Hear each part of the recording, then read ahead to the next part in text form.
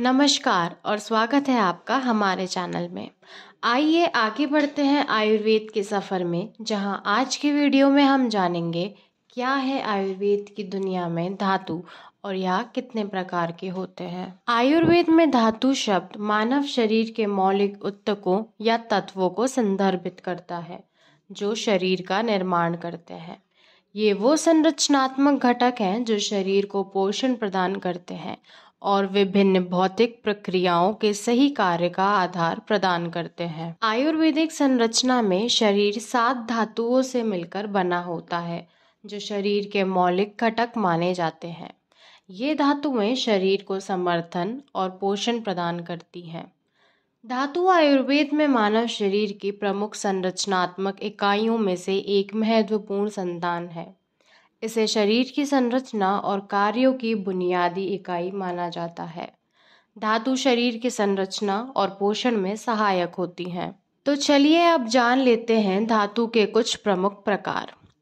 रस धातु ये प्राथमिक धातु है जो आहार से निर्मित होती है और शरीर की पोषण शक्ति को बनाए रखने में मदद करती है। यह धातु शरीर की ऊर्जा का स्रोत मानी जाती है और शरीर के अन्य अंगों और धातुओं की उत्पत्ति में मदद करती है। रस धातु शरीर की संरचना और कार्यों में महत्वपूर्ण भूमिका निभाती है।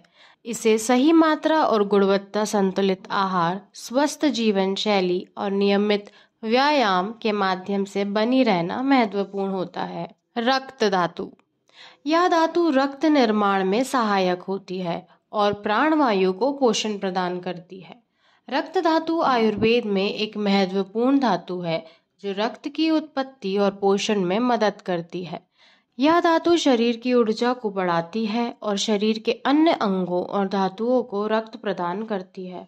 रक्त धातु शरीर की प्राण शक्ति को बनाए रखने में महत्वपूर्ण भूमिका निभाती है। मांस धातु यह धातु शरीर की मांसपेशियों का निर्माण करती है और शरीर को शक्ति और सामर्थ्य प्रदान करती है। यह धातु शरीर की मांसपेशियों को स्थिर रखने और उन्हें संरक्षित करने में मदद करती है। मेद धातु यह धातु शरीर को गर्मी प्रदान करती है और उसे विभिन्न प्रकार की भूख के लिए प्रेरित करती है। अस्थि धातु यह धातु हड्डियों के निर्माण और संरचना में सहायक होती है और शरीर को मजबूती प्रदान करती है। यह धातु हड्डियों को संवाहक और सामर्थ्य बनाए रखने में मदद करती है। मज्जा धातु यह धातु मज्जा की उत्पत्ति में सहायक होती है और शरीर को प्राणिक शक्ति प्रदान करती है।